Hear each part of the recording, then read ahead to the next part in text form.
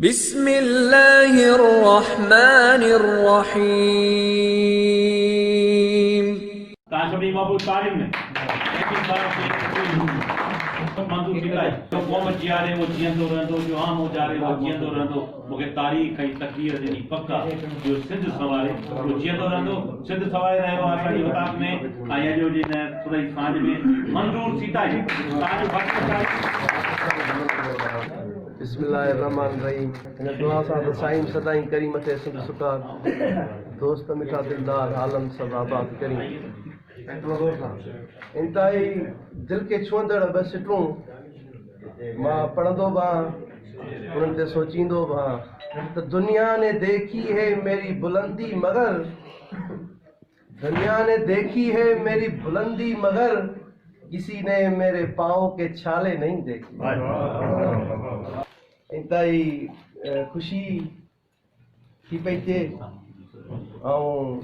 इंतहाई थोराइतो आहियां ख़ासि तौर ते रफ़ीक ईसानी साहब जो रिटायर आर्ट्स काउंसिल जे प्रेसिडेंट पूरी टीम ऐं हिन महफ़िल में रफ़ीक जी ॻाल्हि वांगुरु त हिकु हिकु माण्हू लख लहे थो। मां दुनिया जो इंतहाई हिन महफ़िल में मौजूदु सभिनी माण्हुनि में इंतहाई ग़रीब माण्हू आहियां पर मां हिन वक़्तु दुनिया जो इंतहाई अमीर तरीन माण्हू आहियां जो तव्हां सभु मुंहिंजा दोस्त आहियो ऐं मौलालीअ जो कौल सचो आहे त उहो ग़रीब आहे जंहिंजा के दोस्त कोन्हनि ऐं जेकॾहिं कंहिंखे मुंहिंजी मिल्कियत ॾिसणी आहे त मुंहिंजा दोस्त ॾिसनि। नंढड़ी हिकिड़ी ॻाल्हि ईअं दिलि थी पई चए त शेयर कयां छो त ज़िंदगी ते भरोसो न आहे में बि या कंहिं दोस्त वटि महफ़ूज़ रहे त 97 में चाचे पीरल परदेसी साईं वेठो आहे मुंहिंजे चाचे जी नाले जे निस्बत सां ऐं दोस्त साईं पीरल खुशो साहिबु उन वटि थोरो घणो शाइरीअ जो शौक़ु रहियो थोरो घणो सिखियासीं पर चाचे चयो पुटु तुंहिंजे वस जी ॻाल्हि आहे उमिरि बि नंढी पर शौक़ु जज़्बो जुनून छो त उस्ताद बुखारी चाचे पीरल वटि अचे मंज़ूर सखीराणी सॼण सिंधी अचे मोहसन ककड़ाई अचे साईं वफ़ा नाथन शाही अचे साईं पीरल साहिबु वॾा वॾा नाला उन वटि जो अचूं त कचहरी ॿुधूं त हिकिड़ा जीन्स बि आहे वरी जो कचहरी वारा तरबियत त सोबत बि आहे त यकीननि माण्हुनि में हिकिड़ो नंढे ॿार में बि उत्साह थिए थो पियो। मां चयो न मूंखे कुझु न कुझु थियणो आहे। मुंहिंजे वाल साहब चयो त बाबू हजम हुयो चाचो पीरल परदेसी बीड़ियुनि बादो हुयो बाबे जो तूं हजम जी मां चयो न मां हजम थींदुसि न मां बीड़ियुनि बादो थींदुसि मां लेखक थींदुसि असांजे वस जी ॻाल्हि न आहे तुंहिंजे मां चयो त सलाह चाहियो त पोइ इहो सिलसिलो ऐं इहो सफ़र जारी रहियो 2003 में रफ़ीक जॾहिं KTN आयो त कराचीअ में कंहिं बि माण्हूअ जो मूं वटि नंबर कोन हो न मूं वटि एड्रेस ई ऐं सिर्फ़ु ईअं पुछाए त KTN ऑफिस अख्तर कॉलोनी में आहे फेज़ 2 में आहे वरी खटक में लहे पोइ वरी 20 नंबर बस पकड़ी थी वरी हुते पहुच को इन 10 पंधे ते हुते वञी पहुतासीं मानिटी साहिबु हुयो ऐं ॻोठाणे स्टाइल में मायूसियूं महरूमियूं पीड़ाऊं परेशानियूं इहे थिए थो समाज में। अब हाणे हीअ असां 2 ॾींहंनि खां पोइ तोखे ॿुधाईंदासीं त हीअ पास आहे या फेल आहे। हाणे 2 ॾींहं मां काॾे वञा मोबाइलूं बि कोन ऐं मोबाइलूं हुयूं त मूं वटि कोन हुई ऐं कंहिंजो का एड्रेस बि कोन हुई। उतला शाह गाज़ी ज़िंदाबाद उहा तेलेड़ी हथ में हूंदी हुते अचे उहा कतार लॻंदी उहा कली मिलंदी रुपए अठाने उहा वठी वरी नगर खाई कली वतन न ॾेई सुम्ही पई 2 ॾींहनि खां पोइ जो ईंदा हुआसीं बाबा रिजेक्ट स्क्रिप्ट रिजेक्ट त जीअं न कंहिं माण्हूअ जे पेर ॾां ज़मीन निकिरी वञे या को ज़िलज़िलो अची वञे वरी उन्हनि मायूसियुनि में मोटी अचूं वरी सभु को पुछे बि इमदाद जे दुकान ते बि अचूं हाणे इमदाद खे छा चओ त असां रिजेक्ट थी आया आहियूं न दा बसि आसिरो मिलियो अलाह कंदो हिकिड़ो शौक़ु मां हिकिड़ी ॻाल्हि थो पियो जंहिं मक़सद ते अचां पोइ 2004 में बादशाह नवाज़ इंजीनियर वेठो आहे सीता में मिलियासीं भाऊ चार मुंहिंजी पोस्टिंग थी आहे तूं किथे रहंदो हुई मां चयो बसि किथे न किथे कंहिं न कंहिं मिट माइट हाणे ॿुधाया बि न पियो यार पोइ मूं वटि ईंदो कसरे नाज़ मां वकील रहंदो आहे हिकिड़ो सहारो 2005 में उहो ई KTN चैनल मूंखे बेस्ट राइटर जो अवॉर्ड 2003 में ऐं मां जॾहिं नॉमिनेशन थी हले अवार्डनि जी जंहिंमें अली काज़ी, असलम भुट्टो, रऊफ़ कंदर, डॉक्टर मुराद कुरैशी टॉप लेवल जा माण्हू उते मां चयो हाणे मुंहिंजो अलाए जी कीअं अची वियो आहे हिकिड़ो भाग उते जो पहुतुमि त अशफाक सां उते मुलाक़ात थी कुरैशी सां उते न्यूज़ में हुयो असिस्टेंट लॻो वरी कचहरियूं वचहरियूं वयो मूंखां पुछईं त इहो सुभाणे कपिड़ा कहिड़ा पाईंदे प्रोग्राम में अवार्ड में मां चयो इहे जेके ॻाढ़ा ज़ोर कलर जा हिकिड़ा ॿहिराड़ी जा माण्हू त यार ही कपिड़ा सुबुह जो अचे पहिरियों हलंदासीं सदर पोइ हलंदासीं प्रोग्राम ते यादि हूंदी अशफाक वियासीं उते 150 रुपए जी पेंट ऐं 200 रुपए जी शर्ट 100 रुपया मूं वटि 250 रुपया हिन कटियो मूंखे हिन ॾाढो ईअं पपड़ू करे ॾाढो प्यारु कंदो आहे मूंसां नंढे लाइ जा दोस्त आहियूं त वरी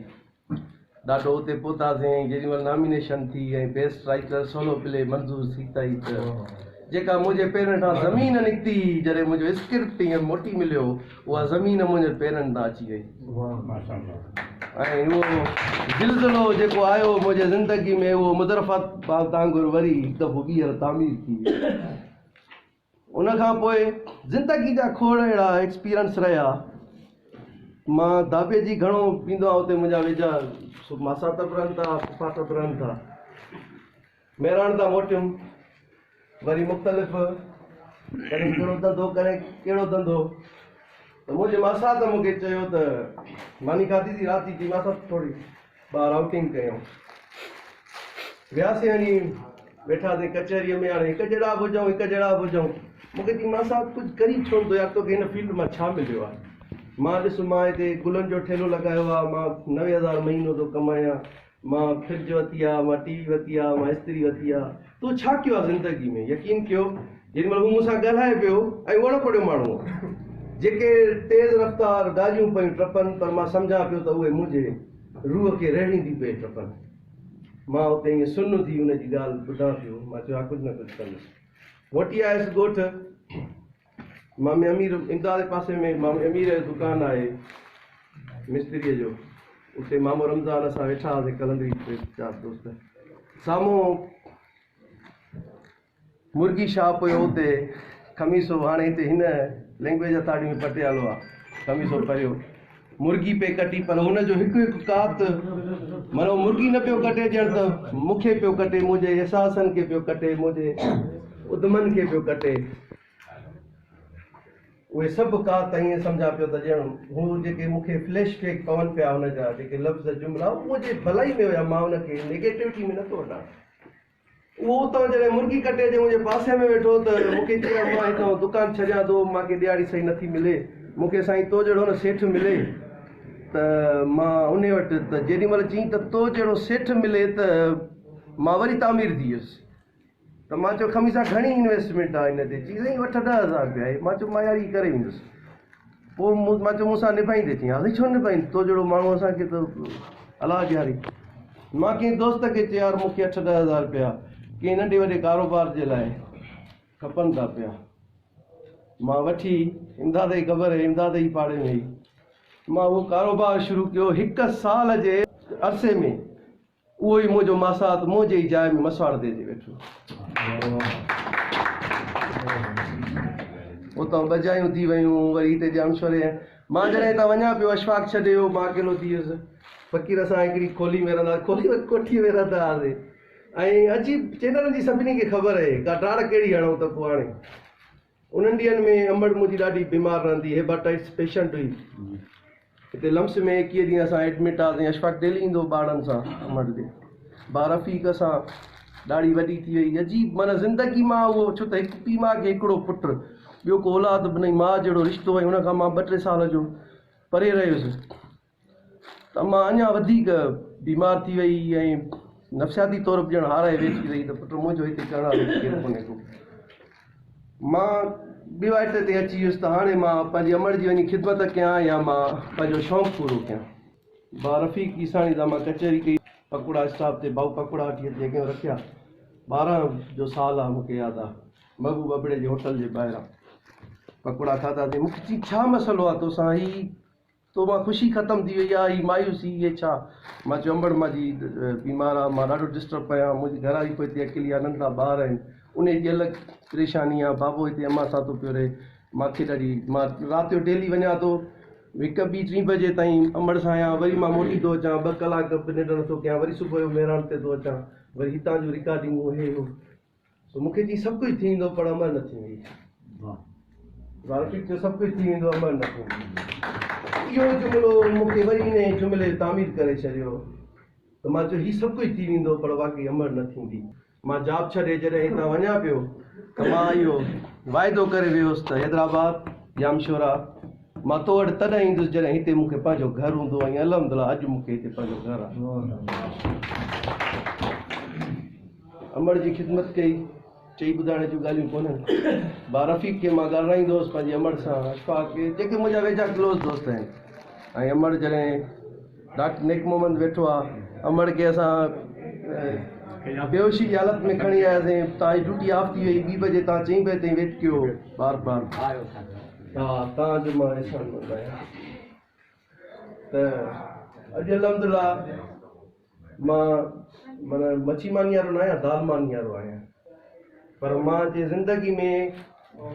का एहसास महरूमी कोन्हे, का एहसास कमतरी कोन्हे, का खोट जेका हुजे इंसान जी ज़िंदगी में, का ख़्वाहिश हुजे इंसान जी ज़िंदगी में, ही गुल, ही अजरक, ही टोपियूं, ही दोस्त, ही सभु कुझु। हाणे मां मक़सद वारी ॻाल्हि ते थो पियो अचां त सिंधी क़ौम बेक़दरी कोन्हे, क़दुरु करण वारी आहे। क़दुरु कयो बि अथसि, क़दुरु करे बि थी, ऐं क़दुरु करणु ॼाणे बि थी। इंसान जा पंहिंजा अमल आहिनि, इंसान जा पंहिंजा कम आहिनि, इंसान जा पंहिंजा किरदार आहिनि, को खणी खाए थो, को खणी नथो खाए, पर हीअ सिंध माउ, हीअ सिंध धरती असां सां पंहिंजी सॻी माउ वांगुरु मोहबत करे थी, हिननि गुलनि अजरकनि, हिननि दोस्तनि जे सूरत में थी करे। अॼोके ॾींहं खां पोइ ज़िंदगी जे ॿुधायूं न त का बि ख़्वाहिश हसरत न रही आहे। अलाह जी महिरबानी सां जिते बि वञूं था,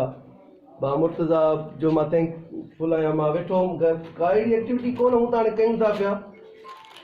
त भाउ चयो त छा थो करीं, मां कुझु कोन, अचु प्रोग्राम था कयूं। ठकू उहो प्रोग्राम कीअं थियो, छा थियो, थी वियो, हली वियो, 18-20 किलो माना बेकअप में आहिनि, 5 दोस्त ख़ुशि थी विया, ज़िंदगी आहे। ज़िंदगीअ में ज़िंदगी खे माणियो,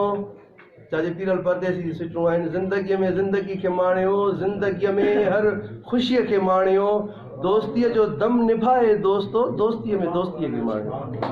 सो आऊं थैंकफुल वंस अगेन हिकु दोस्त जो, साईं सर्वद यादि तव्हां पंहिंजी ज़बान पाड़ी ॾाढी, हिकु दोस्त जो, मानो वॾड़ियूं भेनरियूं अमड़ियूं साईं जेके बि मूंसां गॾु इमदाद जानी, साजिद सोलंकी, शाहनवाज़, अशफाक, ही तव्हां मुंहिंजे ज़िंदगी जो सरमायो आहे। तव्हां खां सवाइ मूं वटि ॿी का बि मिल्कियत कोन्हे का। ही मां अॻे वकीलो आहियां, तव्हां सभु मुंहिंजे सिर जा साईं आहियो, तव्हां मुंहिंजा सभु ॿाहिरि आहियो, भेनरूं आहियो, तव्हां सभु मुंहिंजे अखियुनि जा नूर आहियो। तव्हांजूं दुआऊं आहिनि, तव्हांजूं मोहबतूं आहिनि, तव्हांजूं इनायतूं आहिनि, तव्हांजूं नवाज़िशूं आहिनि, तव्हांजूं कुर्बतूं आहिनि, तव्हांजूं ही उल्फतूं, ही चाहतूं आहिनि, ऐं ही लफ़्ज़ हुजनि न हुजनि, पर हिकु गुल, हिकु किताबु आहे, मोहबतुनि जो हिकु किताबु आहे, हिकु किताबु आहे। तव्हां जा एॾा एहसाननि जो मां ॻणे बि नथो सघां, मां ॻाए बि नथो सघां, मां लाहे बि नथो सघां। मां तव्हांजो वंस अगेन ख़ासि तौर ते बारफ़ी किसाणी, जंहिं मुंहिंजे ज़िंदगी जे हर मोड़ ते, मुंहिंजे ज़िंदगी जे हर मोड़ ते बारफ़ी किसाणी इस्लामाबाद कोमरी रिकॉर्डिंग ते वियो।